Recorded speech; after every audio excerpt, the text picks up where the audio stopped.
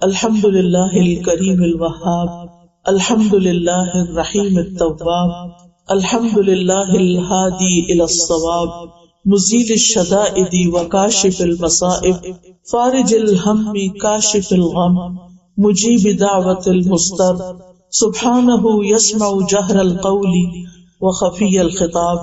ہر طرح کی تعریف اور حمد اللہ رب العزت کے لیے ہے جو کرم کرنے والا ہے، عطا کرنے والا ہے۔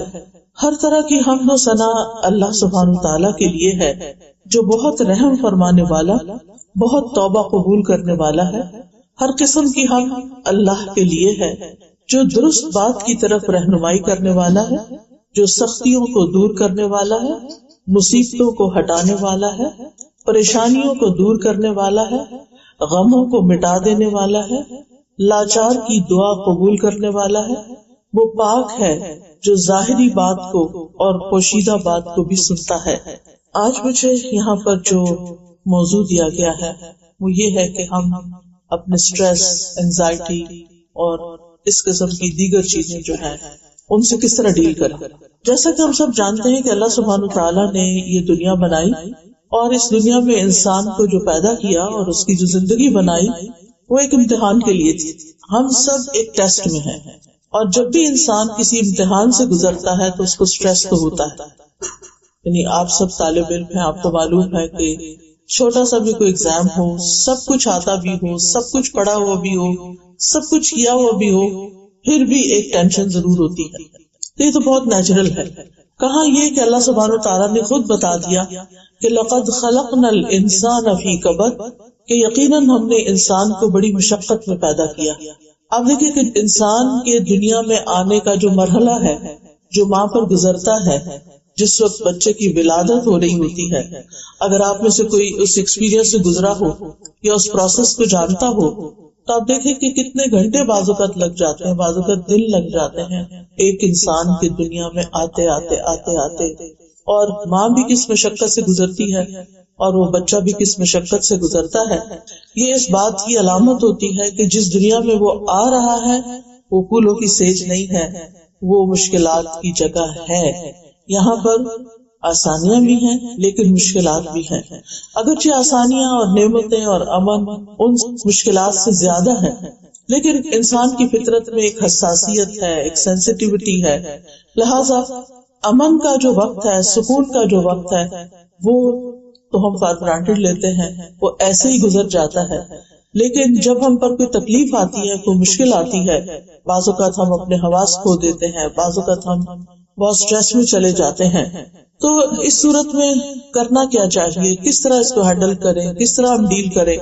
قرآن مجید میں اللہ تعالیٰ فرماتے ہیں وَلَنَبْلُوَنَّكُمْ بِشَيْءٍ مِّنَ الْخَوْفِ وَالْجُوعِ وَنَقْصٍ مِّنَ الْأَمْوَالِ وَالْأَنفُسِ وَالثَّمَرَاتِ وَبَشِّرِ الصَّابِرِينَ الَّذِينَ إِذَا أَصَابَتْهُمْ مُصِيبَةٌ قَالُوا إِنَّا لِلَّهِ وَإِنَّا إِلَيْهِ رَاجِعُونَ أُولَئِكَ عَلَيْهِمْ صَلَوَاتٌ مِّن رَّبِّهِمْ وَرَحْمَةٌ وَأُولَئِكَ هُمُ الْمُهْتَدُونَ۔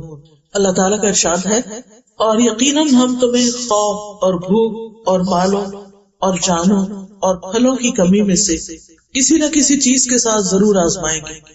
یعنی کبھی ایک آزمائش ہوگی، کبھی دوسری ہوگی، یہ پہلے سے بتا دیا گیا کہ یہ سارے ٹیسٹ ہوں گے، اور صبر کرنے والوں کو خوشخبری دے دیجیے۔ یہ وہ لوگ ہیں کہ جب انہیں کوئی مصیبت آتی ہے تو کہتے ہیں بے شک ہم اللہ کے لیے ہیں اور بے شک ہم اسی کی طرف لوٹنے والے ہیں۔ یہ وہ لوگ ہیں جن پر ان کے رب کی طرف سے کئی مہربانیاں، بڑی رحمت ہے، اور یہی لوگ دراصل ہدایت پانے والے ہیں۔ یعنی مشکلات تو ہوں گی، لیکن جو مشکلات کو آسان طریقے سے ہینڈل کر لے گا وہ کامیاب ہو جائے گا، اور اس کا بنیادی نقطہ، سینٹرل پوائنٹ کیا ہے؟ صبر۔ اللہ سبحانہ تعالیٰ نے ایک اور جگہ پر فرمایا وَنَبْلُوكُمْ بِالشَّرِّ وَالْخَيْرِ فِتْنَةً وَإِلَيْنَا تُرْجَعُونَ، ہم تمہیں اچھے اور برے حالات سے آزمائیں گے، دونوں طرف سے، یعنی نعمت بھی آزمائش ہوتی ہے، آسانی بھی ایک آزمائش ہوتی ہے، اور بالآخر تمہیں ہماری طرف لوٹ کر آنا۔ آزمائش کا تعلق ضروری نہیں کہ ہمارے کسی گناہ سے ہو، وہ ہو بھی سکتا ہے اور وہ نہیں بھی ہو سکتا۔ بعض آزمائشیں، بعض تکلیفیں انسان کے اپنے ہاتھوں کی کمائی کا نتیجہ ہوتی ہیں۔ مثلا بعض بیماریاں جو ہیں وہ انسان کو کیوں لگتی ہیں؟ کیونکہ اس کے اپنی غلطیاں ہوتی ہیں۔ لیکن بعض دفعہ انسان ہر لحاظ سے اپنے آپ کو ٹھیک رکھتا ہے لیکن پھر بھی اس میں تکلیف آ جاتی ہے. تو اس سلسلے میں انسان کو ہمیشہ یاد رکھنا چاہیے کہ دنیا میں جو بڑے بڑے نیک لوگ آئے تھے، پیغمبر آئے تھے، ان پر تو آزمائشیں اور امتحان ہم سے بھی زیادہ تھے. اللہ سبحانہ وتعالیٰ فرماتے ہیں وَلَقَدْ كُذِّبَتْ رُسُلٌ مِّن قَبْلِكَ فَصَبَرُوا عَلَىٰ مَا كُذِّبُوا وَأُوذُوا حَتَّىٰ أَتَاهُمْ نَصْرُنَا وَلَا مُبَدِّلَ لِكَلِمَاتِ اللَّهِ، اور بے شک آپ سے پہلے کئی رسول جھٹلائے گئے، یعنی نبی صلی اللہ علیہ وسلم سے پہلے بہت سے رسولوں کو ان کی قوم نے جھٹلا دیا، ایمان ہی نہیں لائے، مان کے ہی نہیں دیا، ان کی کوئی بات سن کے ہی نہیں دی، حالانکہ وہ اللہ سبحانہ تعالیٰ کی طرف سے اپوائنٹڈ تھے. تو انہوں نے اس پر صبر کیا، یعنی کسی طرح کا نیگیٹو ریئیکشن ظاہر نہیں کیا، اور وہ جھٹلائے گئے اور ایذا دیے گئے، تکلیف دیے گئے، یہاں تک کہ ان کے پاس ہماری مدد آ گئی، اور کوئی اللہ کی باتوں کو بدلنے والا نہیں. تو اس سے یہ پتہ چلتا ہے کہ اللہ تعالیٰ کی یہ سنت تو جاری رہے گی کہ وہ لوگ بھی آزمائے جائیں گے جو برے کام کرتے ہیں، اور وہ لوگ بھی آزمائے جائیں گے جو اچھے کام کرتے ہیں، یعنی نیک عمل کرنے والوں کو بھی آزمایا جائے گا، امتحان لیا جائے گا. نوح علیہ السلام جو بہت ابتدائی پیغمبروں میں سے ہیں، ہم جانتے ہیں کہ وہ 950 سال تبلیغ کرتے رہے، لیکن کس طرح ان پر آزمائش آئی کہ چند لوگوں کے سوا کوئی ان پر ایمان نہیں لایا، مگر وہ اپنا کام کرتے رہے، انہوں نے صبر سے کام لیا. موسیٰ علیہ السلام کے لیے فرعون کی آزمائش تھی، یعقوب علیہ السلام سے یوسف علیہ السلام جدا ہو گئے تو 40 سال کی جدائی انہیں برداشت کرنا پڑی، اور وہ اپنے پیارے بیٹے کی جدائی میں روتے رہے کہ ان کی آنکھیں سفید ہو گئیں. یوسف علیہ السلام کی الگ آزمائش ہو رہی تھی، کبھی ایک طرح کبھی دوسری طرح، کبھی بھائیوں نے کنویں میں پھینک دیا، کبھی وہ مصر کے بازار میں بک گئے، کبھی وہ عزیز مصر کے گھر میں اس عورت سے آزمائے گئے اور بالآخر جیل میں ڈال دیے گئے بغیر کسی قصور کے، اور 9 سال کے قریب وہ جیل میں رہے، پھر بالآخر وہاں سے نکالے گئے. اور اللہ سبحانہ تعالیٰ نے دنیا میں بھی ان کے صبر کا ان کو بہترین بدلہ دیا. ایوب علیہ السلام ہم دیکھتے ہیں قرآن مجید میں کہ ان پر آزمائش آئی بیماری کی، اور روایات میں آتا ہے کہ 18 سال تک وہ سخت قسم کی سکن ڈیزیز میں مبتلا رہے. ایک دن کے لیے بھی اگر کہیں ہاتھ پہ کوئی چیز نکل آئے یا کہیں خارش شروع ہو جائے تو انسان بے چین ہو اٹھتا ہے، کہاں یہ کہ 18 ایئرس تک. لیکن ان کا صبر کتنا مثالی تھا. وہ کہا کرتے تھے یعنی جب ان پہ یہ تکلیف آئی کہ اے اللہ، پہلے تو میرے اور تیرے درمیان میرے گھر والے تھے، میرے بچے تھے، میری دنیا کے کام کاروبار تھے، لیکن تو نے مجھ سے سب کچھ لے لیا، اب میرے اور تیرے بیچ میں کچھ بھی نہیں بچا. اب جس طرح تیری عبادت کی مجھے لذت نصیب ہوتی ہے وہ اس سے پہلے کبھی نہیں تھی. اب یہ بھی ایک مائنڈ سیٹ ہے کہ تکلیف کی وجہ سے وہ اللہ سبحانہ تعالیٰ کو اور زیادہ قریب سے پکار رہے ہیں. سوچ کی بات ہے نا. وہ یہ بھی کہہ سکتے تھے کہ اب تو نے سب کچھ مجھ سے لے لیا تو میں کیوں تیری عبادت کروں، جیسے ہمارے عام طور پر لوگ کرتے ہیں کہ اگر انہوں نے نمازیں پڑھی ہوں، دعائیں کی ہوں اور امتحان میں کامیاب نہ ہو یا مطلوبہ نمبر نہ آئے ہوں تو پھر کیا ہوتا ہے، نماز ہی چھوڑ کے بیٹھ جاتے ہیں یا اللہ تعالیٰ سے ناراض ہو جاتے ہیں. حالانکہ اس سے مسئلہ حل تو نہیں ہوتا اور بگڑتا ہے، لیکن ناسمجھی کی باتیں ہیں یہ. اسی طرح ہم دیکھتے ہیں کہ نبی صلی اللہ علیہ وسلم کے لیے بہت مشکل کا دن تھا جب آپ طائف کے سفر کے لیے روانہ ہوئے.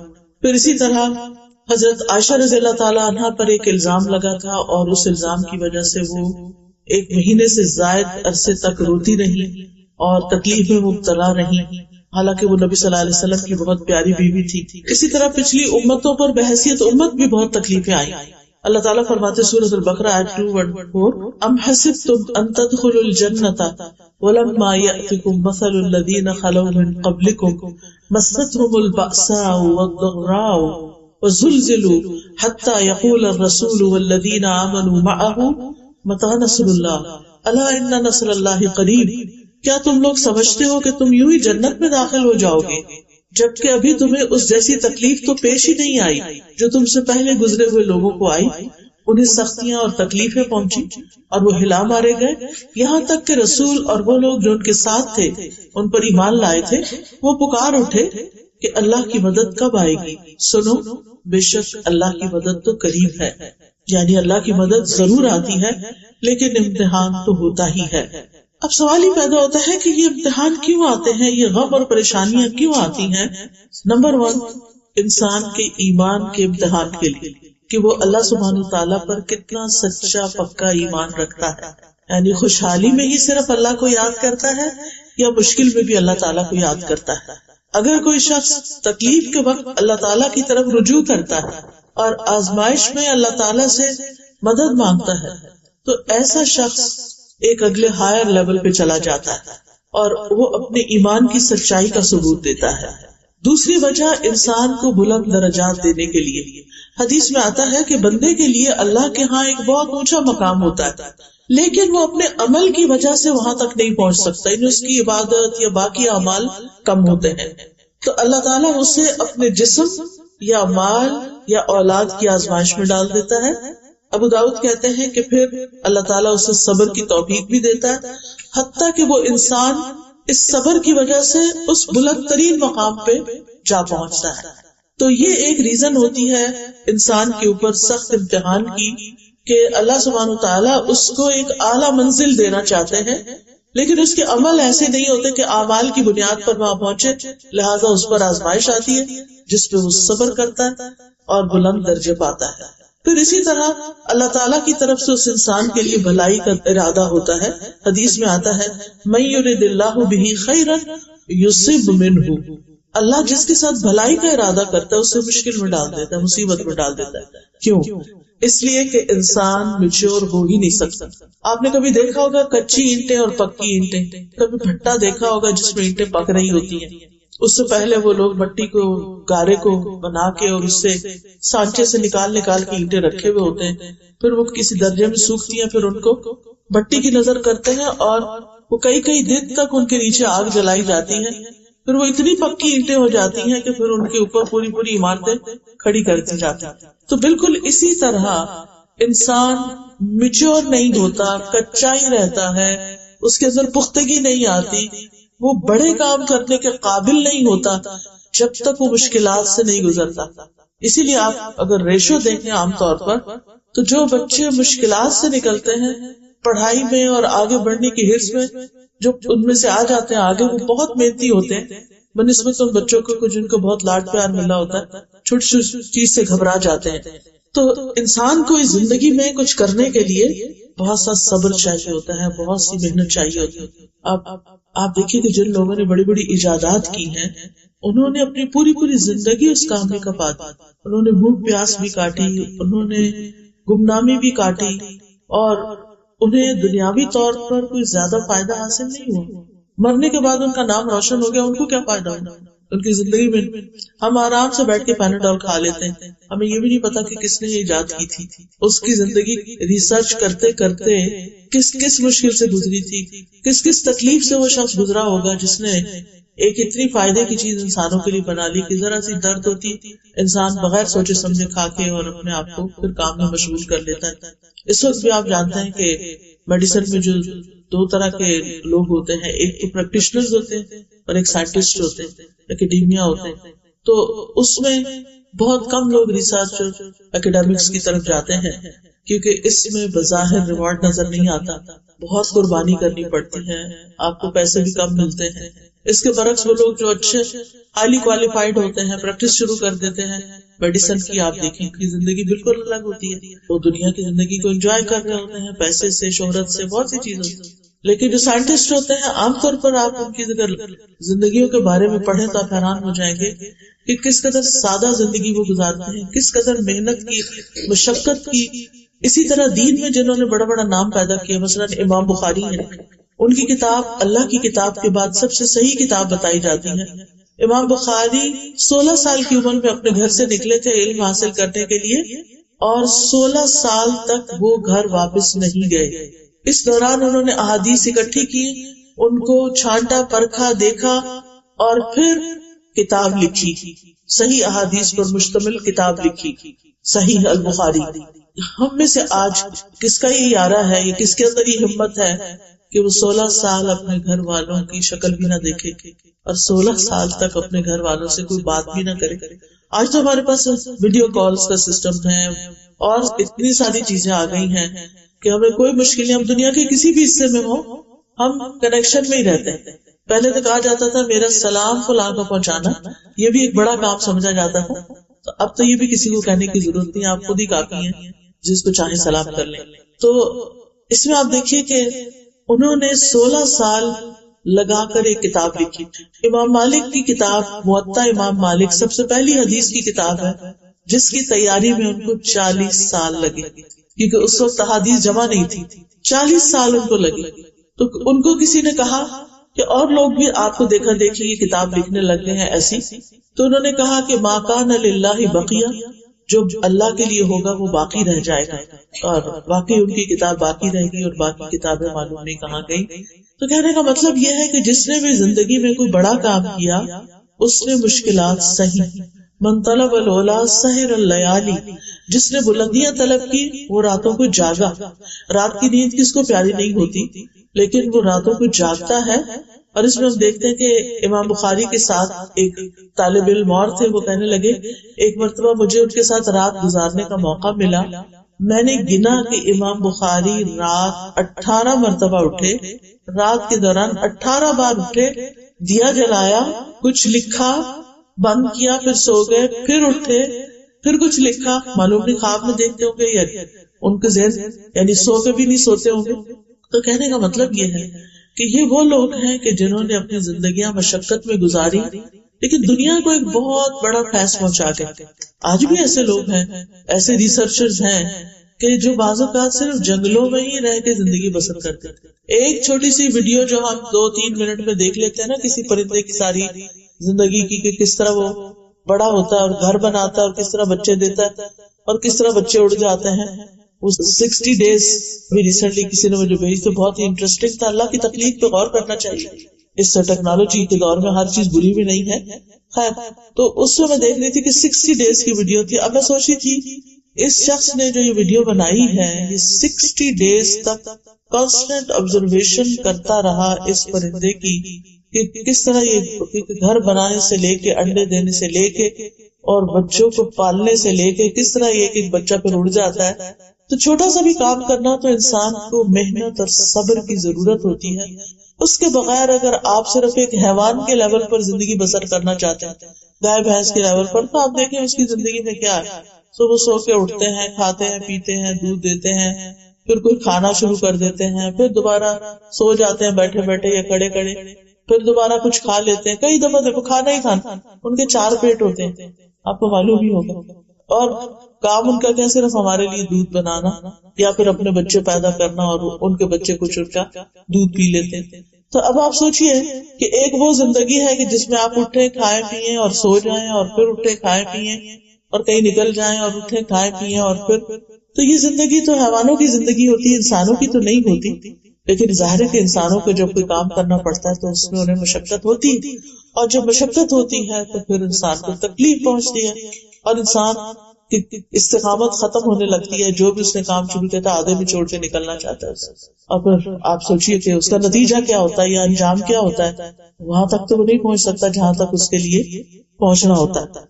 اگر انسان یہ بات یاد رکھے کہ غموں سے پاک زندگی صرف جنت کی زندگی، دنیا میں یہ نہیں ہو سکتا، تو پہلے سے ہم مینٹلی پریپیئرڈ ہوں گے کہ اس دنیا میں تو امتحان ہوں گے. دیکھنے کی بات یہ ہے کہ مجھے کیا کرنا ہے، تو اس میں پھر انسان اس کے مطابق اپنی زندگی بسر کرتا ہے. جنت ایسی جگہ ہے جہاں صحت ہی صحت ہے، بیماری نہیں، زندگی ہے کبھی موت نہیں ہوگی، جوانی ہے کبھی بڑھاپا نہیں آئے گا، آرام ہے کبھی بے سکونی نہیں ہوگی. اور کہا جائے گا پکار کر یہ جنت ہے جس کے تم وارث بنائے گئے ان اعمال کے بدلے جو تم کر کے آئے. یعنی دنیا میں تم نے مشقتوں میں زندگی بسر کی، کام کیا، محنت کی. ظاہر ہے کہ اٹھ کے وضو کرنا ہی ایک بڑا مشکل کام لگتا ہے، اور اس کے بعد نماز پڑھنا، نماز میں بھی صرف فرض نہیں نوافل کا اہتمام کرنا. تو یاد رکھیے کہ دنیا ہے ہی کام کی جگہ، اور اس کام میں ہی انسان کا آرام ہے. اور جب انسان کام چھوڑ دیتا ہے، اس کی زندگی میں چیلنجز نہیں رہتے اور بالکل وہ ایک آرام کی زندگی بسر کرتا ہے، تو وہاں سے پریشانیاں شروع ہوتی. جو کہتے ہیں نا خالی ذہن شیطان کا گھر، پھر شیطان اس کے اندر مستقل وسوسے ڈالتا رہتا ہے. اب سوال یہ پیدا ہوتا ہے کہ کیا پھر انسان کو پریشان رہنا چاہیے، غمگین رہنا چاہیے؟ ہرگز نہیں. ہمارا دین یہ نہیں کہتا کہ تم غم بناؤ کیونکہ یہ ایمان کا حصہ ہے، ایسا کچھ بھی نہیں. یہاں پر غم انسان کے اوپر آنے والی مصیبتوں میں سے ایک مصیبت ہوتی ہے، اور جنت میں جا کے انسان کہے گا الحمدللہ الذی اذھب عنا الحزن، اللہ کا شکر جس نے ہمیں غم سے نجات دی۔ مومن کا غم کیا ہوتا ہے؟ مومن دنیا کی حقیر چھوٹی چھوٹی چیزوں پہ غم نہیں کرتا۔ مومن کا غم یہ ہوتا ہے کہ میری آگے کی دنیا کا جو کبھی ختم نہیں ہوگی اس کا کیا بنے گا، کیا میرا رب مجھ سے راضی ہے یا نہیں، اس کی ساری فکر اسی چیز کی ہوتی۔ اور پھر آپ دیکھیے کہ ہمارا دین ہمیں اس سے منع کرتا ہے کہ ہم ہر وقت غمگین رہیں۔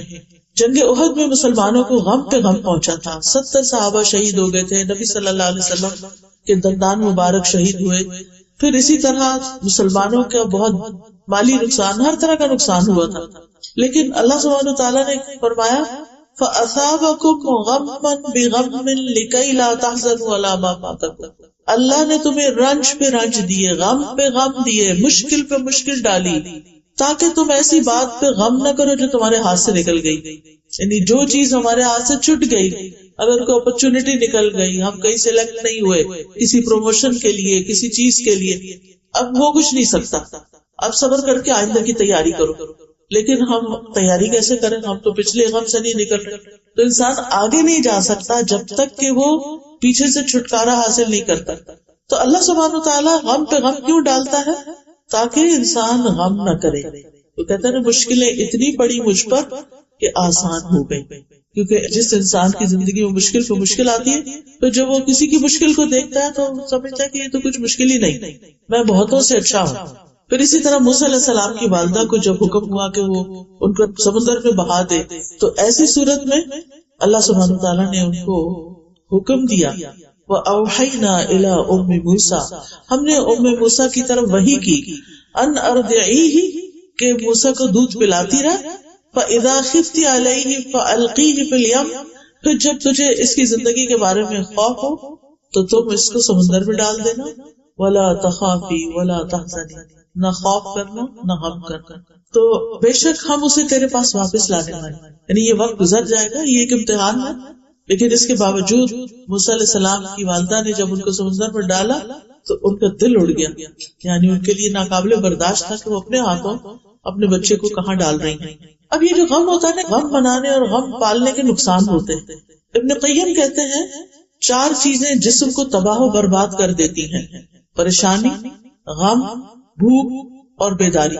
پریشانی اور غم عزم کو، ارادوں کو کمزور کر دیتے ہیں، یعنی جب انسان کو بہت غم آتے ہیں پھر وہ کچھ زندگی میں کرنا نہیں چاہتا، لہذا پیچھے رہ جاتا ہے، دل میں کمزوری پیدا ہو جاتی ہے، اور بندے اور اس کے کاموں میں محنت کرنے کے درمیان رکاوٹ بن جاتا ہے۔ یعنی اگر آپ کی عادت ہے نا ہر وہ غم کرنا، تو پھر آپ ترقی نہیں کر سکتے، محنت نہیں کر سکتے، تو ہر اس کام میں وہ پیچھے رہ جاتا ہے جو اس کے لیے مفید ہوتا ہے۔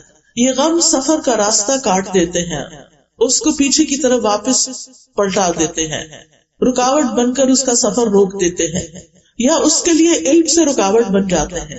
تو یہ چیزیں سفر پر جانے والے کے لیے بہت باری ہیں۔ یعنی سچ کیا ہے کہ اگر انسان غم ہی کرتا رہتا ہے تو پھر آگے نہیں بڑھ سکتا۔ ابراہیم بن ادم کہتے ہیں غم 2 طرح کے ہوتے ہیں، ایک غم تمہارے حق میں ہے، ایک غم تمہارے خلاف ہے۔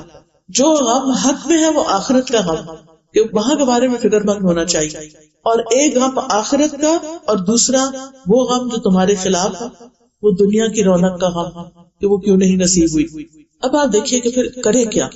غم تو آتے ہیں، پریشانیاں تو آتی ہیں۔ سب سے پہلا کرنے کا کام یہ ہے کہ ہمیں اپنے رب سے مضبوط تعلق قائم کرنا چاہیے، اپنے غموں، دکھوں، تکلیفوں، پریشانیوں کی فریاد اپنے رب کے ساتھ۔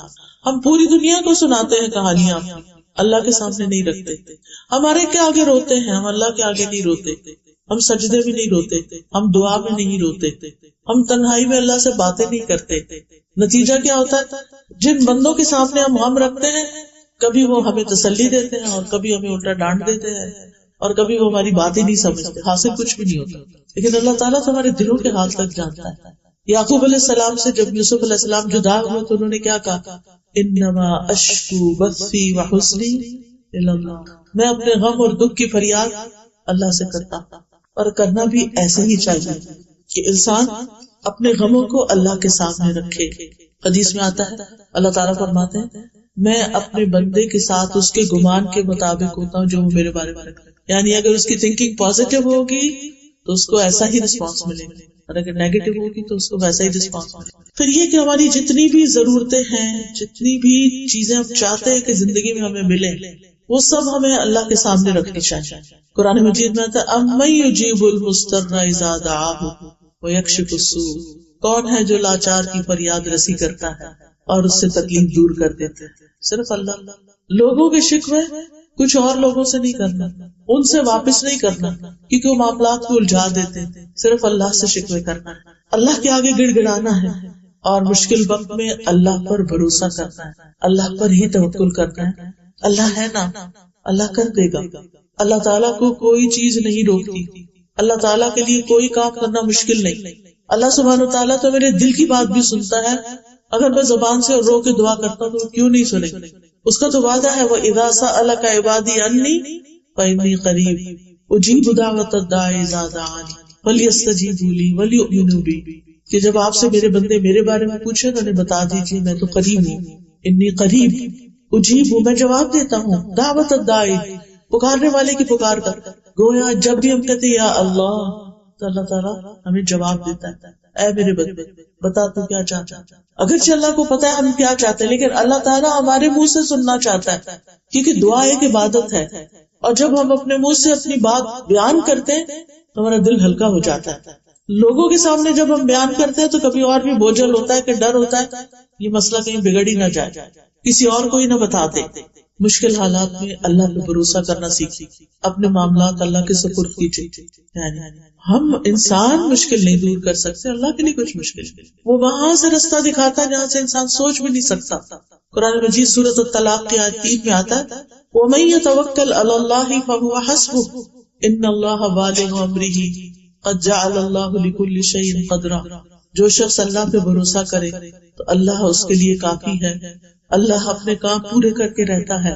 اللہ نے ہر چیز کا ایک اندازہ مقرر کر دیا، ہر چیز کا ایک وقت ہے. جیسے آپ بیج ڈالتے ہیں تو درخت کا پھل آنے میں ایک وقت لگتا ہے، لیکن آپ دیکھیں جیسے ہو سکتا ہے آپ کے گھر میں کہیں چیکو کا درخت لگا ہوا، میں کبھی دیکھتی نا کہ ایسے درخت بہت پھل لاتا، یا کبھی شہتوت کا درخت دیکھا جب وہ پھل لاتا اس قدر بھرا ہوا کتنا پھل ہوتا ہے اس میں. سوچتی ہوں کہ اس کی اوریجن کیا ہے، اس کا روٹ کیا ہے، کتنے بیج ڈالے گئے ہوں گے. ایک بیج اور پھر اس سے اتنا بڑا درخت اور اس پر اتنا زیادہ فروٹ، ایک بیج کے اندر اتنا پوٹینشیل. اور انسان کی مثال تو حدیث میں درخت سے ہی دی گئی ہے کہ ایور گرین درخت. مومن کی مثال ایسے ہی ہے جیسے ایور گرین درخت ہو. مومن کبھی سوکھتا نہیں، مومن پہ خزاں نہیں آتی، مومن غموں سے گھبراتا نہیں، مومن حل جانتا ہے، مومن اللہ کا دامن تھام لیتا ہے. لیکن جو دعا ہم نے کی وہ سنی گئی، وہ یقیناً سنی گئی، قبول بھی ہو گئی. اس کا نتیجہ ہم کچھ عرصے بعد دیکھیں گے. ان اللہ بالغ امرہ قد جعل اللہ لکل شیء قدرا، بے شک اللہ نے ہر چیز کا ایک اندازہ مقرر کر رکھا ہے، اس لیے وہ اپنے وقت پر ہی کام ہوگا. اس وقت تک کے لیے ہم کیا کریں؟ صبر اور دعا سے کام لیں، کیونکہ ان دو چیزوں سے اجر بڑھتا رہتا ہے. پھر اس بات پر یقین کرنا کہ ہر تنگی کے بعد آسانی، فَإِنَّ مَعَ الْعُسْرِ يُسْرًا، إِنَّ مَعَ الْعُسْرِ يُسْرًا، تنگی کے بعد آسانی، پھر تنگی کے بعد آسانی ہے. اور یہ یاد رکھنا کہ ہر تنگی کے ساتھ دو آسانیاں ہیں، کیونکہ 2 دفعہ آسانیوں کا ذکر آیا ہے. پھر اچھا وقت آنے کا انتظار کرنا، مایوس نہیں ہونا، موت کا ہی نہیں سوچنے لگ جانا، مرنے کی باتیں نہیں کرنا، ہوپ فل رہنا. کیونکہ ہمارے سر میں شدید درد تو ہم کہتے ہیں بس پتہ نہیں ہم بچیں گے، پھٹ ہی نہ جائے رکھ، سر میں سے کچھ پھٹ گیا تو علاج بھی کوئی نہیں.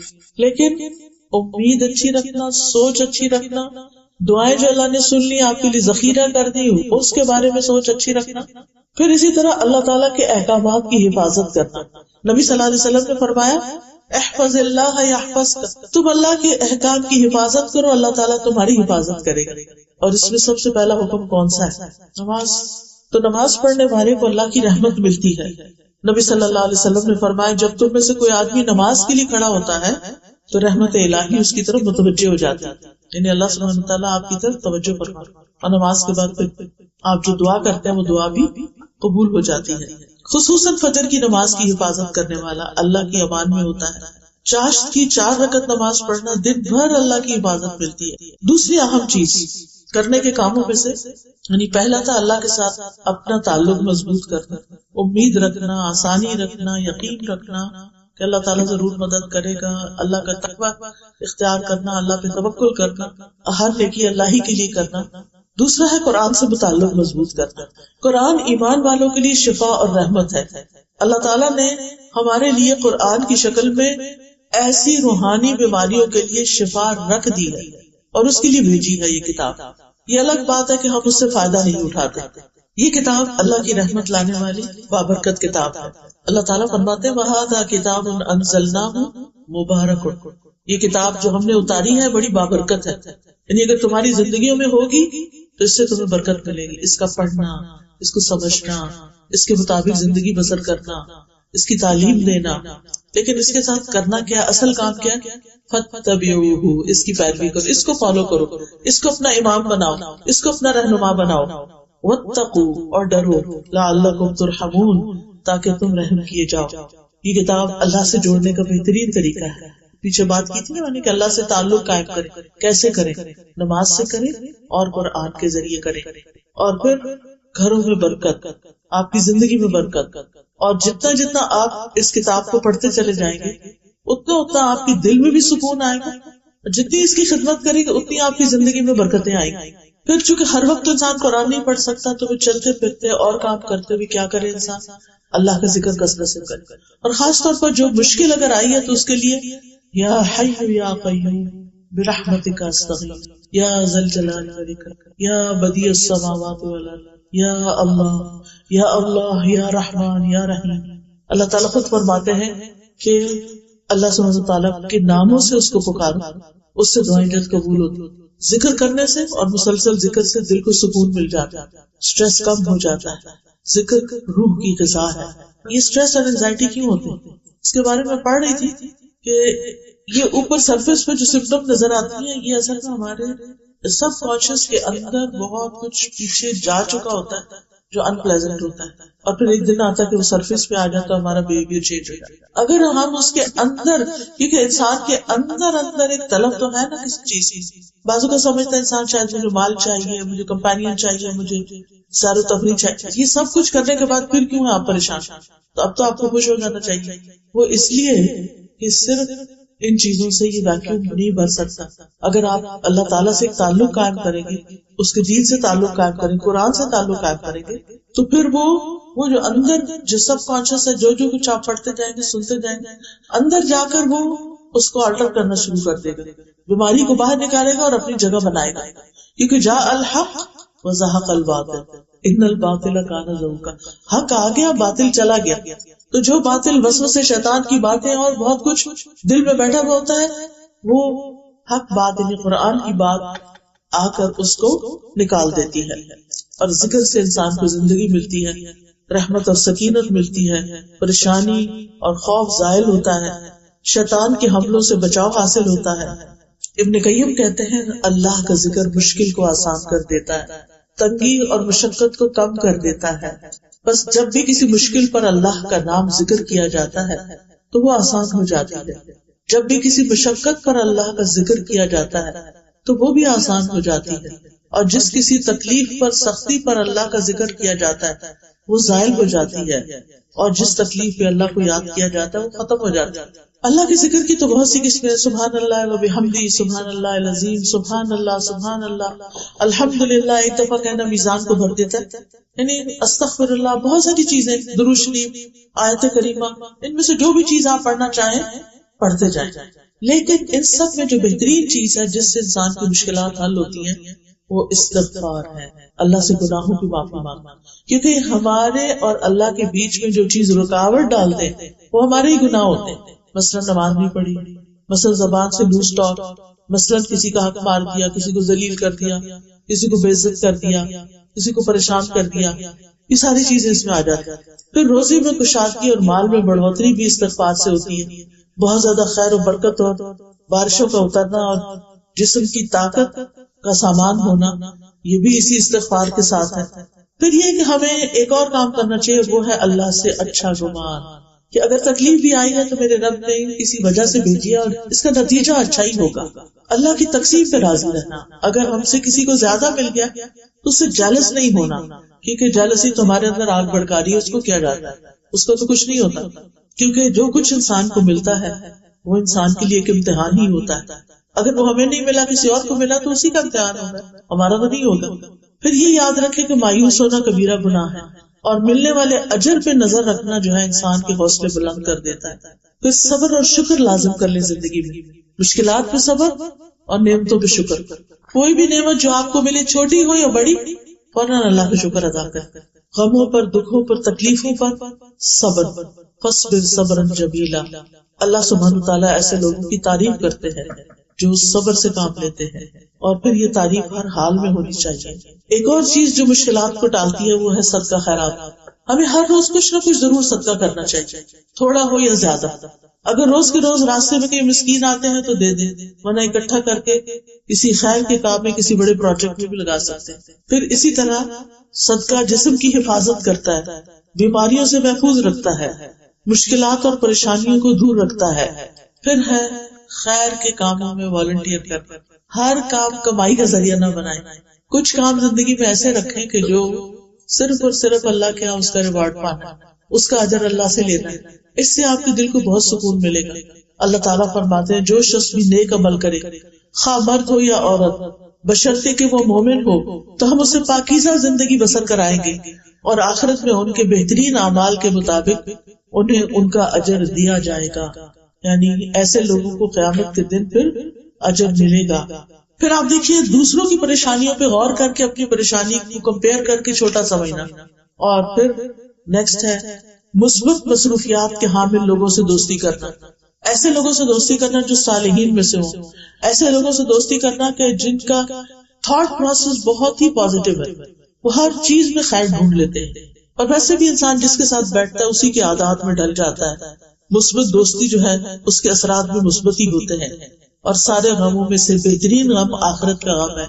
ہم میں سے ہر ایک اگر وہ غم لگا لے حقیقی معنوں میں تو اس کے لیے تیاری بھی کرے، پلان بھی کرے، اپنے دل و دماغ کو اسی کام پہ لگا دے، اور پھر ہمیشہ کے لیے اللہ سے اس کا اجر پائے. پھر کثرت سے دعا کرنا، دعاؤں کی کثرت ہونی چاہیے. خوشحالی میں بھی تکلیف میں، دونوں حالتوں میں دعائیں کرنا. دعا تقدیر کو بدل دیتی ہے. پورے یقین سے دعا کرنا، اوپر اوپر سے نہیں. اللہ سبحانہ تعالیٰ سے دعا کرتے ہوئے انسان کوئی شرط نہ لگائے، بلکہ اللہ کی راہ میں کھلا دے اور اچھے کی امید رکھے. پھر ہم و غم کی جو دعائیں ہیں ان دعاؤں میں سے وہ دعائیں نکال کے پڑھنا، اور غم اور دکھ و تکلیف کو جو دور کرتے ہیں کلمات، ان میں سے سب سے بہترین کلمات درود شریف کی کثرت. اٹھتے بیٹھتے درود شریف پڑھتے رہے. انشاءاللہ العزیز زندگی میں بہت سی بھلائیاں آئیں گی، بہت سی خیر آئے گی. اور انشاءاللہ جب آپ خیر کو پا لیں گے تو اس کو پکڑ کر رکھیں، چھوڑ نہ دیں. اللہ تعالیٰ ہمارا حامی ناصر ہو. ہاں، اس کا میں ایک علاج آپ سب کو بتاتی ہوں، نوٹ کر لیں. ہے تو دعا. مجھے بہت فائدہ ہوا اس کا، کیونکہ میرے پہ بہت ساری ذمہ داریاں ہوتی ہیں، ایک کام کے بعد ایک کام، ایک چیز کے بعد ایک چیز. یعنی مینٹلی میں بہت زیادہ آکوپائڈ ہوتی ہوں. اگر فزیکلی میں کچھ نہیں بھی کر پاتی تو مینٹلی بہت آکوپائڈ ہوتی ہوں. اس کی وجہ سے پھر میں بھی اوور تھنک کرنے لگ جاتی تھی اور ریلیکس نہیں ہو پاتی. نبی صلی اللہ علیہ وسلم نے ایک دعا سکھائی ہے کہ اگر جیسے نماز میں ہماری خشوع نہیں ہوتا نا، اور بار بار دھیان ادھر جاتا ادھر جاتا، پتہ ہی نہیں چلتا، نماز بھول جاتی ہے، تو نماز کے اندر بھی اور نماز کے باہر بھی 3 دفعہ یہ دعا پڑھیں: اعوذ باللہ السمیع العلیم من الشیطان الرجیم من ہمزہ ونفخہ ونفثہ. تاکہ ساتھ 3 دفعہ یہ دعا پڑھنی ہے. اعوذ باللہ السمیع العلیم من الشیطان الرجیم من ہمزہ ونفخہ ونفثہ. اعوذ باللہ السمیع العلیم من الشیطان الرجیم من ہمزہ ونفخہ ونفثہ. ایسے کر کے دل کے اوپر تھوکنا ہے. تھوکنے سے مراد یہ کہ ایک تو کہتے ہیں نا چھو، ایسے نہیں، جس میں ہلکی پھلکی تھوک بھی آ جائے بیچ میں سے. اتنا مجھے اس دعا کا فائدہ ہوا. میں ہر روز صبح فجر کی بات پڑھتی ہوں اور دن بھر اتنی کام اور ریلیکس، اور ورنہ پہلے اتنی اینگزائٹی ہو جاتی تھی، اچھا یہ تو ہوا نہیں، ابھی اگلا کب ہوگا، اور یہ کب ہوگا، اگر ٹریول کر رہے ہیں تو کب پہنچیں گے، کیا یہ خواہ بہا کے بیچے فائدہ تو کچھ نہیں. اب آپ دیکھیں کہ جب آپ ریلیکس ہوتے ہیں تو آپ اپنے آس پاس کو انجوائے کرتے ہیں. کوئی انسان ہے آپ کے ساتھ، اس کی بات سنتے ہیں، اس سے تبادلہ خیال کرتے ہیں کہ مدد کرتے ہیں. یعنی 100 کام ہوتے ہیں. اور چھوٹی درخت دیکھ دیکھ کے خوش ہوتے رہتے ہیں، اللہ کی کریشن دیکھ کے خوش ہوتے ہیں. یعنی لائف کو انجوائے کرنا چاہیے. جب ہم غم میں، دکھ میں، اسٹریس میں، انگزائٹی میں، پریشانی میں، تناؤ میں، ڈپریشن میں ہوتے ہیں تو ہم زندگی انجوائے کر سکتے ہیں. اور زندگی آسان نہیں ہے، زندگی میں تو ٹیسٹ ہوں گے ہی، لیکن ہمیں اس کے ساتھ ڈیل کرنا ہونا چاہیے. اسی طرح اگر آپ کو زیادہ ہو رہا ہے کوئی مسئلہ تو پھر ربی اعوذ بک من ہمزات الشیاطین واعوذ بک ربی ان یحضرون ساتھ پڑھ. کچھ دن آپ ہر نماز کے بعد یہ 3 دفعہ پڑھ لیں، پھر آپ روٹین بنا لیں. 1 دفعہ فجر میں 1 سے نماز، اور ضروری نہیں کہ نماز کے بعد، اینی ٹائم آپ پڑھ سکتے ہیں. لیکن انشاءاللہ، کیونکہ ہوتا یہ کہ شیطان ہمارا دشمن ہے. اللہ تعالیٰ بھی فرماتے ہیں قرآن مجید میں تمہارا دشمن ہے تم اسے دشمن سمجھو، لیکن ہم سمجھتے نہیں. ہم کہتے وہ کیا کر لے گا ہمارا، ہم خود ہی بہت اسٹرانگ ہیں. ہم اتنے اسٹرانگ نہیں ہیں، وہ ہمیں چاروں طرف سے گھرتا ہے. اس نے کہا تھا ثم لآتینہم من بین ایدیہم ومن خلفہم وعن ایمانہم وعن شمائلہم، کہ میں ان میں سے اکثریت کو اپنے راستے پہ لے جاؤں گا، ان کے آگے سے آؤں گا، پیچھے سے آؤں گا، دائیں سے آؤں گا، بائیں سے آؤں گا. ولا تجد اکثرہم شاکرین، اور ان میں سے اکثریت کو آپ شکر گزار نہیں پائیں گے. شکر ادا کرنے کے لیے نعمتوں کو جاننا، دیکھنا ضروری ہوتا ہے. جب ہماری آنکھوں کو ہماری نعمتیں ہی نظر نہیں آتی تو ہم نے شکر کیا کرنا. تو یہ یعنی شیطان کا ایک بہت بڑا ہتھیار ہے کہ ہمارے اندر ایسے وسوسے، ایسے خیالات، ایسی باتیں ڈالنا شروع کر دیتا ہے کہ جس کی وجہ سے پھر ہم خواہ پریشانی کا شکار ہو جاتے ہیں.